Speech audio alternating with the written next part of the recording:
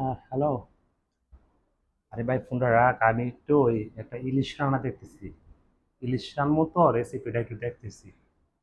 অনেক মানে তুই ফোনটা রাখ, আমি তোর পাশে একটু পরে কথা বলতেছি। হ্যাঁ, আজকে আমি রান্না করে দেখাবো সরিষা ইলিশ। এমন কোনো বাঙালি কি আছে যার সরিষা ইলিশ পছন্দ না?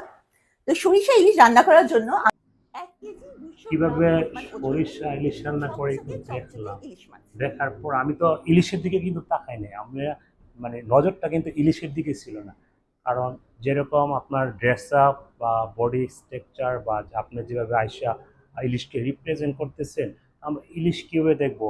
ইলিশ বাজার যদি আপনার রান্না রাঁধুনি হন, প্রকৃতি রাঁধুনি হন, আপনি যদি ইলিশ রান্না করে আমাদেরকে দেখান, ইলিশ রেসিপি আমাদেরকে শিখান, তাহলে আপনি এইভাবে গেট আপ ধরে এই গেট আপ ধরে আপনি আসতেন না।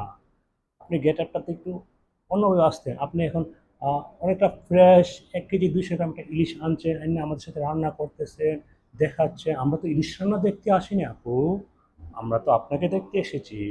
এবং আপনি এই রসুনগুলাকে ভিজিয়ে 10 মিনিট পরে আসবেন, 10 মিনিট পরে এসে আপনি কী এই করবেন? সরিষাটা দেখা এখন শেষ 10 আপনাকে। মিনিট ভিজতে আপনি থাকবে। চলে যেতে এরই পারেন। ফাঁকে আমি ভাই আমার ভাই আপনি চলে যেতে ঝুড়িটা পারেন, আর পেতে যদি আপনি আসি, চলে কারণ আমার দেরি করেন, ফ্রেন্ডস এন্ড আমি ফলোয়ার্সরা কিন্তু বলেছে যে চুল মিশা ভাই বেঁধে আর ডিপজল রান্নাঘরে ভাইকে ঢোকা কল উচিত। করবো আর আসার খালা জন্য। এই ফাঁকে তাহলে মাছটা কিন্তু ভালো কেটে হবে না। ফেলবে। চলে যান, আপনি চলে যান।